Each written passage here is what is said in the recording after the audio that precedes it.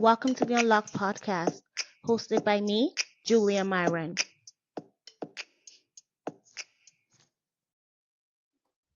Hi, guys. Welcome to the Unlocked podcast. And today we're going to be talking about the loneliness epidemic. And our guest today is Dr. Shereen Hussein. She's a professor of health and social care at the London School of Hygiene and Tropical Medicine. World Health Organization appointed Professor Shereen Hussein to the technical advisory group of the Commission on Social Connection. She has collaborated with various global organizations, including the United Nations, the World Bank, the Population Council, and the League of Arab States. We're very happy to have her expertise with us, and I'm sure she's going to illuminate a lot of things that we need to know about the loneliness epidemic. I hope you guys enjoyed the episode, but I would also like to ask you to like, share, and subscribe so I can continue to bring you amazing guests like Dr. Shereen. So, hi guys, welcome as I said, and we have Dr. Shereen Hussein here.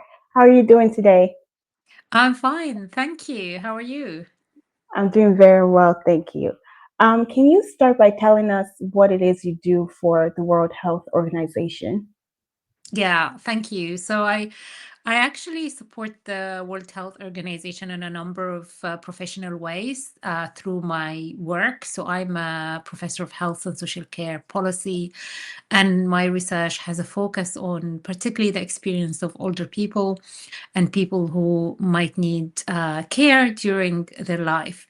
For this particular conversation, we are referring to the WHO Commission on Social Connections, and this is an initiative that have been supported by a number of countries to look at the importance of us as humans to be socially connected and to avoid loneliness, and how is that related to our health outcomes, both at the individual level and for the whole society and public health.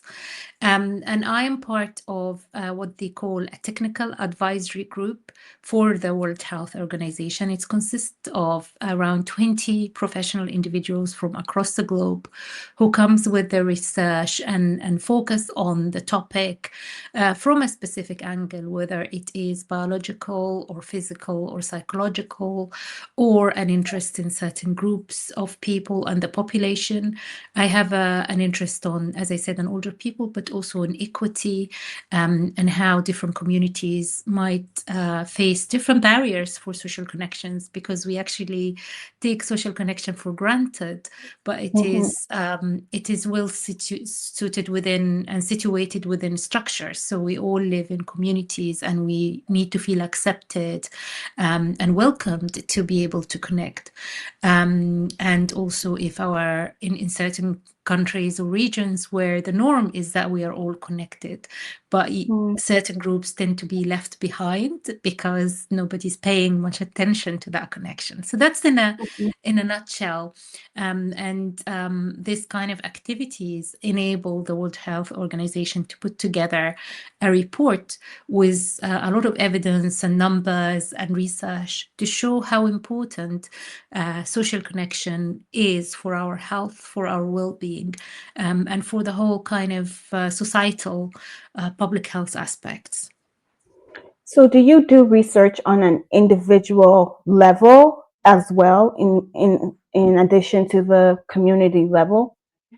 Yes, so my work really spans bottom up and top down. So although that I'm really interested on the whole system to understand how system works, but to understand that you need to speak to individuals, you need to speak to Mm-hmm. community, and you need to think about policy. So some Mm-hmm. of my work and my colleagues' work is actually going and speaking to individuals and seeing what would make a difference for them, and also Yeah.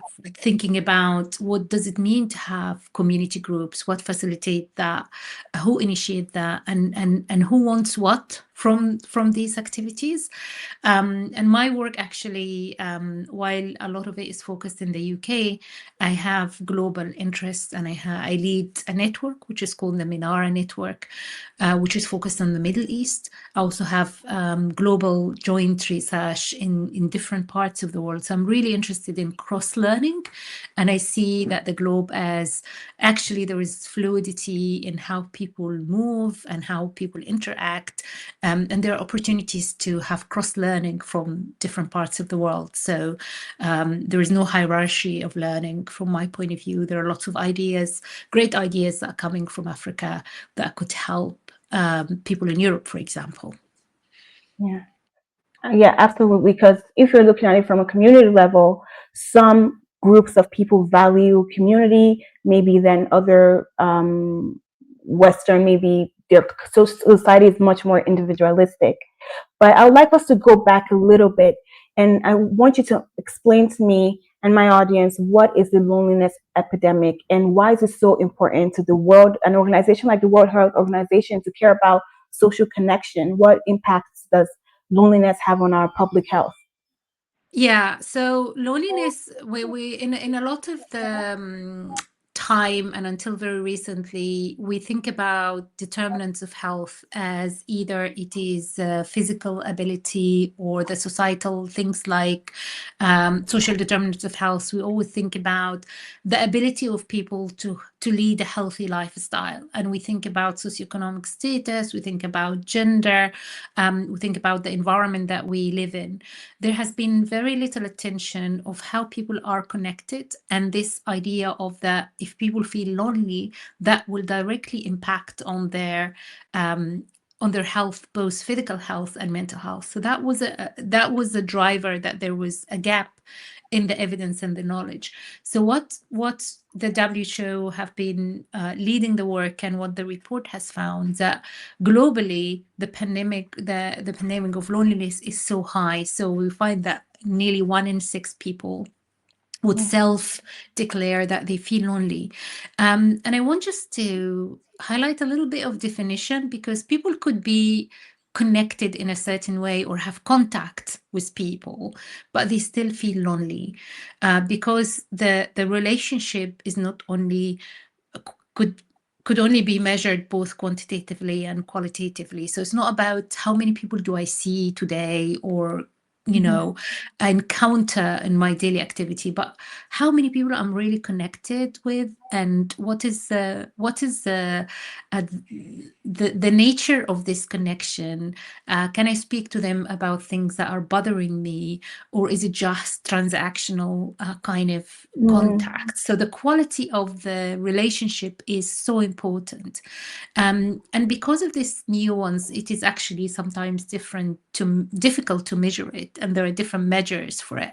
But even with the most basic measures, we find that so many people feel lonely and feel that they are not really connected with like-minded people, or are able to benefit from an in-depth human connection. And that's very problematic, we find, through evidence in terms of their own mental health. In their own physical health, we actually find the connection between describing oneself as lonely and other health outcomes. Whether there are association or causation, that's a different question, but they're definitely coexisting with loneliness. So simply put it, like, loneliness is a feeling of being disconnected or unseen, and it's about the quality. And social isolation means that having few social contacts or interactions. So it's about the quantity part. So the idea is that you could be surrounded by people, but still feel lonely. And this is where we want to bring in the quality. And some people would live alone, but actually will not feel lonely, because they know that they can get this quality relationship, from friends, from the community, etc. Well, thank you so much for expanding. So from what I understand, you're saying it's not about, because somebody could be, or a group of people could be with other people and have contact in their work, but they don't have that quality of relationship where if somebody asks you, how are you, where you feel safe, you're able to talk about it, you're able to open up, you're able to connect with people. So my question now is like, what is the obstacle in your research have you found that is stopping and hindering us from connecting, making those social connections? Can you speak about it from maybe the individual level and the systemic level, which is where I think the government and policies can come? What is the hindrances to people forming those social connections? So, Julia, you kind of hit the nail on the head. So, there are definitely individual characteristics and there are choices. And I think one need to clarify is that some people are happy alone, right? So, some people would say, I'm really fulfilled. I can be happy with myself. This is not what we're talking about. We're not pressuring people to have these friendship or have these communications because people think differently and they Mm-hmm. want relationship in a different way. But what we are concerned with is that if at the individual level people want to belong and wanted to have this relationship, but either due to individual reasons or due structural reasons, they are not able to formulate these proper connections. So, for example, the research find that younger people and particularly young adults who are moving away, transitioning from education to work place where the education creates spaces for connections, that can be one of the highest rates come from that group, saying that they are feeling lonely, they are feeling a little bit out of their space. At the same time, older people, older adults, they're more likely to be again socially isolated and feeling lonely. And again, this is a time where a retirement and withdrawal from the normal usual activities and perhaps again trying to find their way over different communities and different activities. So transition is always a little bit tricky, but it's not on the individual alone. So there are structural opportunities that we can take. So, for example, if you're living in a community where there are certain activities that does not allow you and your identity to belong, or there are no opportunities to connect with different groups or diverse group or certain ideas that this activity for that group, but we are not accepting others, or at least we're not showing to people that this is open. That is quite difficult. We find, of course, migrants in general might feel more isolated, not only because there is not they're not, some of them are not aware of the fully aware of the culture, but also because the nature of mobility. So people move for work, and Mm-hmm. usually they have a lot of pressure. They move away from their usual communities, so they lose this kind of connections that they already have. So they are pressured for time as well. So it's important to find what the kind of a many opportunities, whether it's through work or through kind of social networks, or belonging to broader community activities around crafts, around art, around music, that could capture people from different backgrounds, from different ideologies, from different way of thinking, that they could come together around one thing in common. So the idea of being pressured into, or being have this kind of a full work. A lot of migrants work more than one job to actually remit and to fulfill the purpose of some of them coming to a different country to better themselves and better their family. So that's important to bear in mind. But structurally, a lot of the interventions could help that, from simple things, creating community spaces, urban design, gardens Mm-hmm. and parks, just spaces to have people from different generation around us. So Mm-hmm. I was actually in Turkey recently, and they had this nice community group for older people in a park where it's also sitting next to the playgrounds for younger children. So Love older it. people can see younger children even if they can't see their own family. So there is that kind of opportunity. This is is design. So this is urban design. And then you have different policy interventions around bringing people together, and also thinking about health outcomes, because what the WHO report shows that this is not just to make people happy, which is really important, but it Mm-hmm. also reduces the burden of disease. It improves health. So it is a public health intervention to create these opportunities for connections across groups and across generations. Yeah. Thank you for saying that, because as you were talking, this word kept coming to my brain, which is like third space. So I'm also transitioned from the US and I now live in the UK. And people term it colloquially as like making friends as an adult, and why that's so hard. Because when you go to school, you make friends with your college friends, but then moving from the US to the UK, or after college, you get a job in another state, it's like that is a very huge leap and you're abandoning your community. So it's almost like you have to start over again. But then there's not that third space we can go to, the eradication of the third space, especially with the pandemic made it worse because we were shut down, and a lot of places that were third spaces have closed. We're not able to recover because of the pandemic. Or you just have it's difficult to meet people of like mind. So it's almost, you are always in that cycle of reforming your community, and how much that can impact us um, as individuals and as a society. But I also want to talk to you about social media and technology.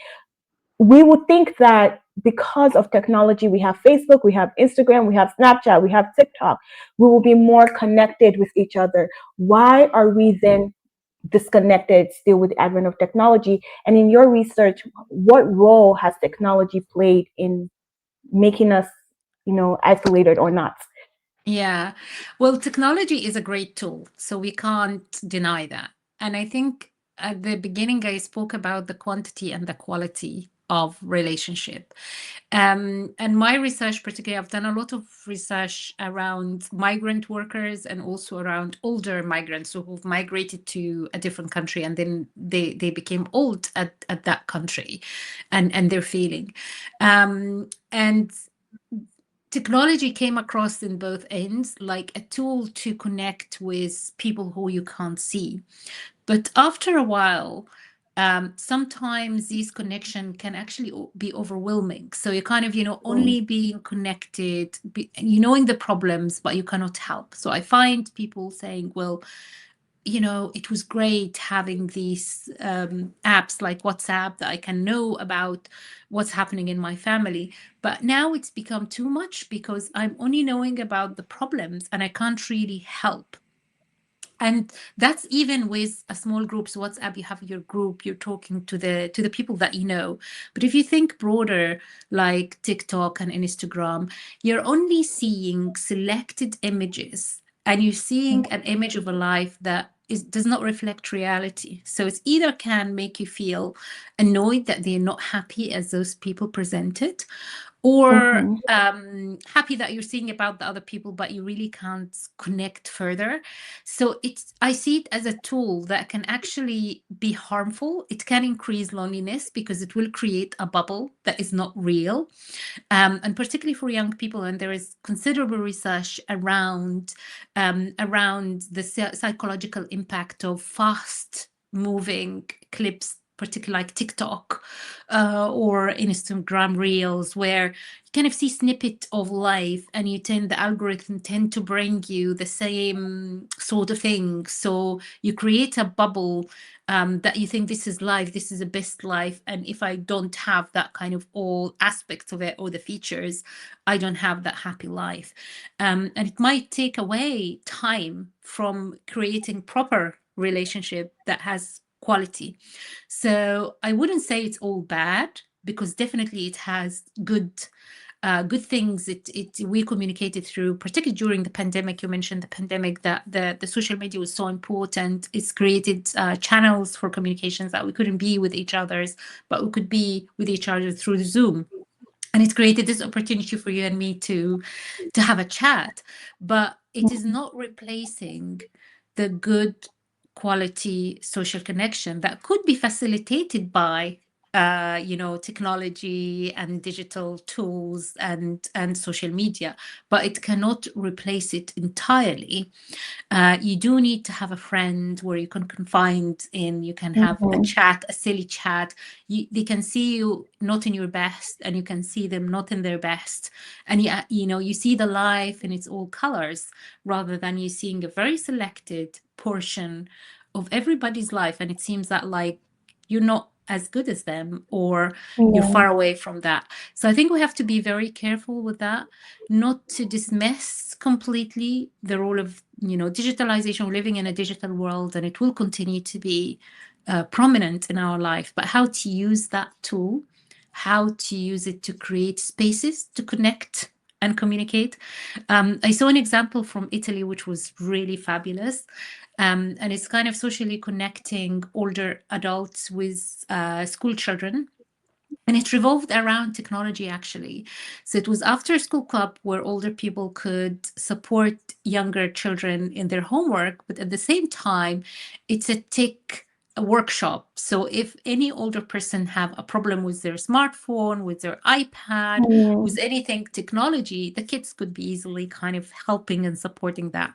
So it is used as a tool to connect human beings in a way through discussions around technology and around how you could do that with your smartphone, or how you can take a lovely photo. Um, so it's, you're absolutely right about flagging this out, but I wouldn't be with the agenda that, okay, let's not do social media at all, but just being Yeah. aware of its space, and where it could be good, but be very aware of how it could be harmful for us as Yeah. well. You mentioned comparison, and I think that's one thing about social media, that a lot of people, it's not real. So we're, even the people we're connecting with, we don't want them to see our imperfections, because social media is about, in my opinion, has become promoting the unattainable. So you also want to feel like I can't be real. It's not a platform to be real. But a way that I use social media is like, some of my really good friends we've connected on social media, but you have to bring that to real life. You can't just be you can't live on the phone. So even saying to one of my friends that I met last year on WhatsApp, and we're chatting on from a group, it's like, okay, let's make time to meet up when you come back in town, and let's make time to meet up again when you come back in town, and I'll come to you and you can come to me. And it's that intention, in being intentional in going out to meet people, that I feel like it's a lost art form in our generation, because people, I feel like this, the connection, the art of connecting has is fizzling out. And so I just love what you said about social media. It's 1,000%. I wouldn't have been able to meet my friend if I did not use WhatsApp, if we did not chat on social media, if we had not met on digital platforms. But you also need to bring that in real life. We see a lot of Absolutely. mental health challenges. So I actually want to talk to you about how is it affecting, because what brought this to the forefront on social media is people were reporting on huge the loneliness epidemic for men, and saying, there was a report that came out and said men are lonelier than ever. So from your research and from your perspective, is this the case, and why is it prominent in men? We already spoke about younger adults to a certain extent, but in men and also older people. Yeah.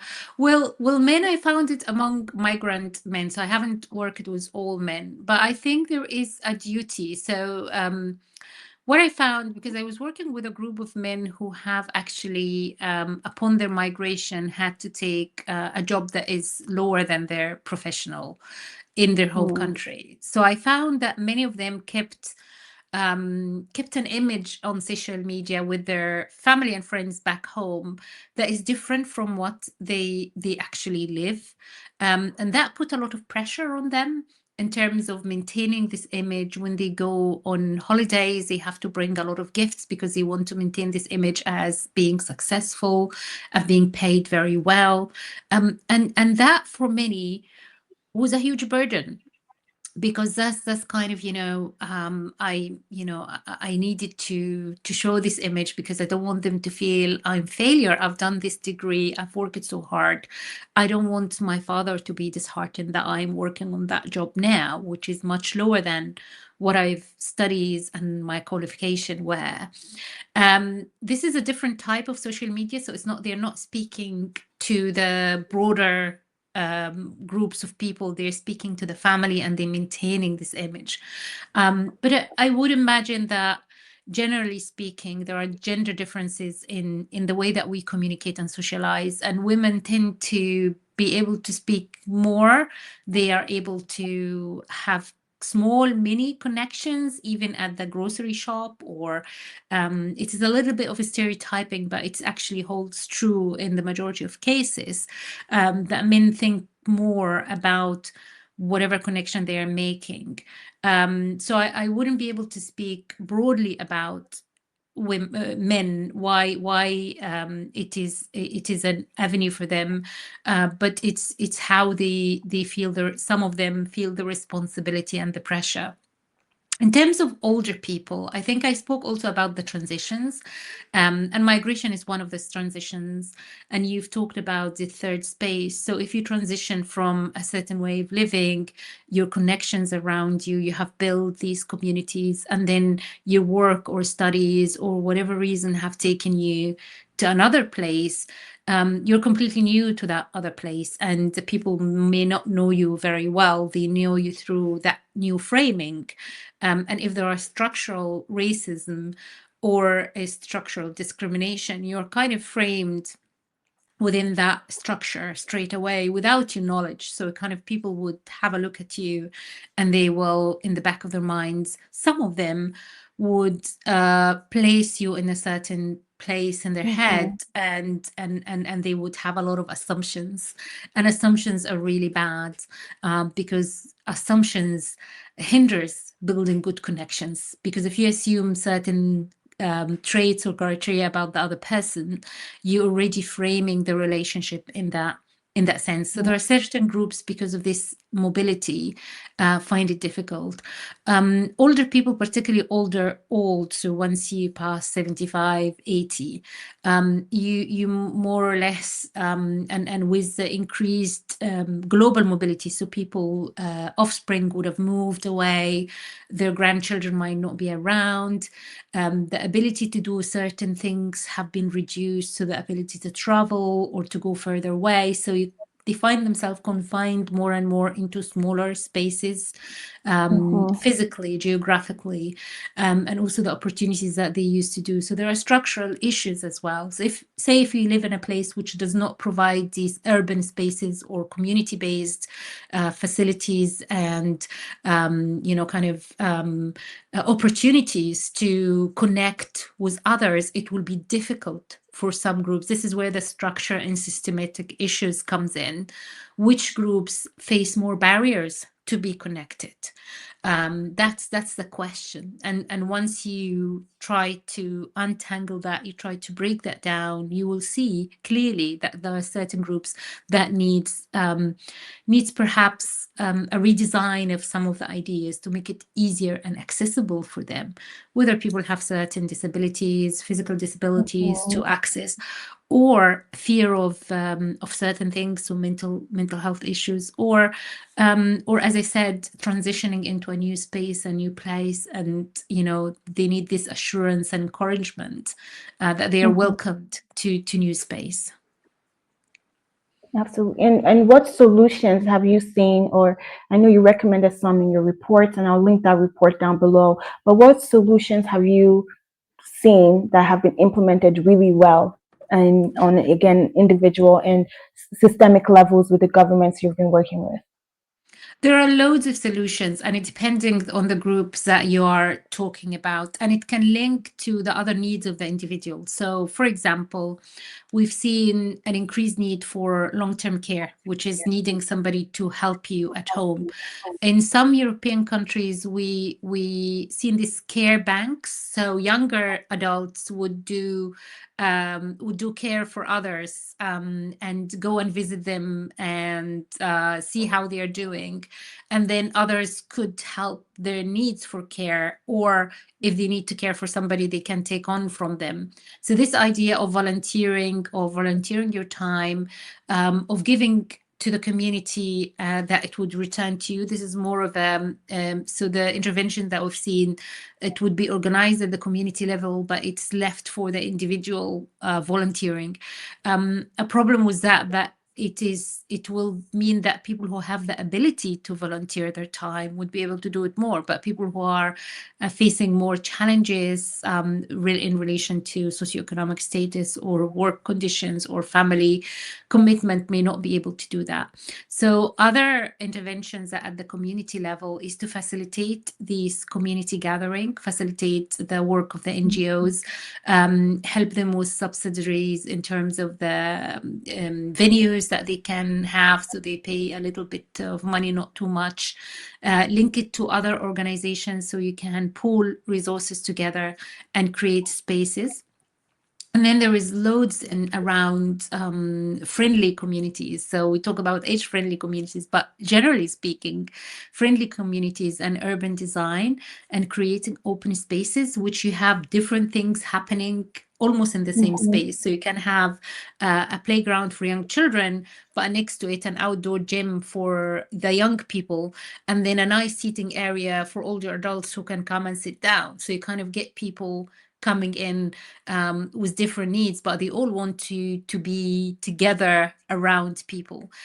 So what I would say, that it has to be in the minds of policymakers. So whatever you're going to do, you can create it within that. Of course, some countries have taken this issue of loneliness and social connection to the national level. So we've seen some countries have that built into their national strategy. So for example, Japan, UK, Denmark have had some national loneliness or social connection plans. We also see this included in social and public health interventions like housing, transport. So bearing in Yeah. mind how to make housing accessible to people. So one of the big things that we've seen, particularly for older people, is to create housing estates that have some units which is accessible to older adults. So rather than have a community that is far away, which is only for older adults, or a care home that is far away, it's actually within the same community, but there are some units that is more accessible. So they're still within the same housing structure. They're still within the community. But to do this, you have also to think about the design of the street, where pedestrian can walk. And this is a big issue in many kind of upcoming countries, which is still facing this transition of aging, that the design, the pavement, you find very high in some places.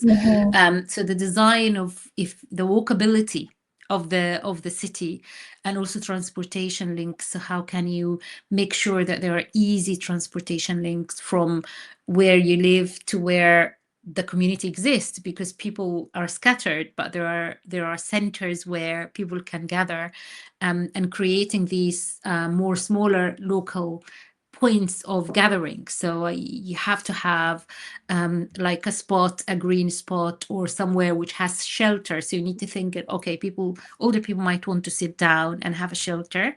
Younger people would need some space to play around, and children would need something to play with. So you have to think about all these combination together. And of course, you need bathrooms and loos, and this is a big problem in many countries, that you have to have facilities for people to sit down for a couple of hours, or for at least for 1 hour, and you can have the facility. So that's really important, to think about the structure of the policies coming from high level hierarchical to the individuals. And of course, in communities where there is not much policy, we see a lot of grassroots initiatives. So we see, I have seen in many countries in Africa and in the Middle East, community-led activities, where they kind of open up a day where we will do crochet, or we're going to do drawings, or we're going to just gather and have stories and music and stuff like that. So how you fund these activities, how you create opportunities for them to thrive. So that also, again, can come from the government, even if they're not doing everything, but they can facilitate this. So I think there are lots of solution coming from the government, coming from the community. And I think from individual level, we should all learn how to feel empathetic, how to listen more. So we live in a very fast moving world. Everything is a bite size, everything is so fast. How we could learn to listen more and accept that maybe we don't understand fully the person next to us, and we need to allow them time to explain themselves. And we're all humans, so we will have connections. You know, if you listen to someone else, you will say, well, I actually associate with this. I might not associate with the whole Mhm. person, but I associate with that experience, and that could be my talking point. So it doesn't have to be everything or nothing. You can have, Yeah. yes, many connections in relation to specifics. So I would say we need to build relationship education into public health, into our schooling system, because it's so important how our ability to build relationship at different levels is so important for our health and for the general public health. Hmm. Yes, I love that you said if we should stop this like all or nothing approach, because I definitely used to do that as well, where it's like you want everything in this one community, but you could have a community you go to crochet, and another you go to speak about mental health, and another you go to exercise. Like it's okay to have multiple communities within one. So for me, I have a book club, and then I Yes. have a hiking group, and then I have my church. And so I've stopped like wanting this everything in one community, and you can definitely have different connections. When I put out the bat signal that you were coming, a lot of people were like, we I don't people are not connecting with me, and I can't connect, and it seems I can't find a place to fit in. But that's just, I feel like you've explained with that all or nothing approach that maybe find you're looking for somebody who you're expecting them to accept all of you, but the truth is seldom do people agree or connect with every single aspect of who we are. Maybe they just connect with the fact that, oh, you're a great mom, and then you can come to this mommy and me class, and the next one is your Pilates class, and you talk about Pilates, and you just have multiple different communities. That is okay as well. And then, so now we're coming to our Ask an Expert. A question a lot of people want to ask you is, how do they survive loneliness, especially in this holiday period? How do they, navigate loneliness, and where do they go? How do they cope? Yeah, I think the first thing is just get out of the house, find something to do. So I would say it's very easy, and I'm so tempted to go back to your point about everything or nothing. There will be something that you could connect with some groups or someone. I would say check your local community. What's in there? There's always something. There could be theater, there could be a library, an open space for people to go to. There could be something that you could do with another group, but it will be a connection point. So, for example, like a gardening club or a walking club, you're going for a purpose, but through that purpose, you can connect. I would say do anything, even if it's very small. Doesn't have to be big, because if you think big, it might hinder you. It may feel like overwhelming and scary. So maybe think of something that you could do. You can even walk on, have a walk and then say hello to people and explore your neighborhood. It depends, of course, where you're living, because some places will be served more than other places, but in every place there will be some opportunities to connect if you look for them. And I would say keep your expectation right. You're not getting your best friend if you are Yeah. feeling very lonely. You might get them at the end, but I mean, it's good to connect with people around something. So find a hobby. Find something that you enjoy, as I said, whether it's gardening, it's walking. Is it, if there is an opportunity socially around your work or around your interest, that would take you to that, definitely do it. I think the worst thing is to shut yourself down and say it's too much, and I Mm-hmm. really can't do anything about it. And hence I'm not going to go and see anybody. And it's easy to do that, but it has very bad long-term implications. I think I would say, take the risk and say, okay, I'm going to do that and try that. And if it didn't work, don't feel bad. So if you went to an Mm-hmm. activity feeling that I'm going to connect with people, but you couldn't, that's okay. Just you've tried, and then maybe try something else. You will definitely even be happy that you have tried to connect. I would say use social media, and very cautionally. It's not going to replace the reality, but it might create an opening for that.